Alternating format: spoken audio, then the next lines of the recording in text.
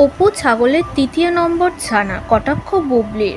শাকিব খানের দুই প্রাক্তন স্ত্রী অপু বিশ্বাস ও শবনম ইয়াসমিন বুবলির মধ্যে যেন তিক্ততার শেষ নেই, প্রায় তারা পরস্পরের প্রতি তীর্যক মন্তব্য করেন।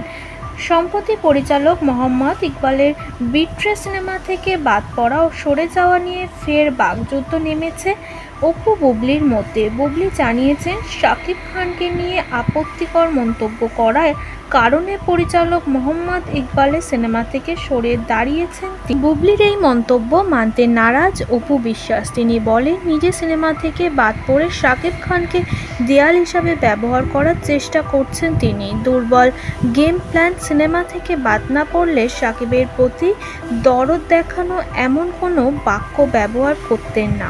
আসলে সবখানে শাকিব খানের নাম মুখে নিয়ে উনি ক্লান্ত হয়ে গেছেন। অপুর এই বক্তব্যের পরে বুবলি বলেন, সবথেকে হাস্যকর হলো উনি নিজের নিঃশ্বাসের থেকেও বুবলি নামটা বেশি নেন। সব জায়গায় শুধু বুবলি বুবলি আর বুবলি। ভাইরাল হওয়ার জন্য তিনি এমন কিছু নেই যা করছেন না। বুবলি নাম নিতে নিতে উনি মানসিক রোগী হয়ে গেছেন। শাকিব আমার পরিবার, আমি সব সময় তার নাম নিয়েছি এবং সারা জীবন নেব। পরিবারের সদস্যর নাম নিতে কেউ আমাকে কখনো ক্লান্ত করতে পারবে, তবে যাদের স্বার্থ থাকে তারা ক্লান্ত হন।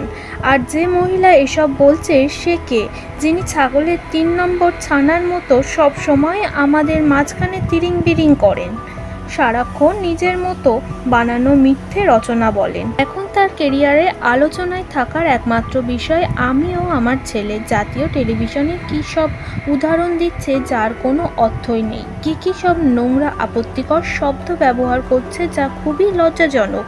তার মুখে সবসময় দুর্গন্ধজনক শব্দগুলো থাকে, কারণ তার ভেতরটাও এরকম। এমনই মন্তব্য করেছে অপু বিশ্বাসকে নিয়ে গণমাধ্যমে শবনম ইয়াসমিন বুবলি।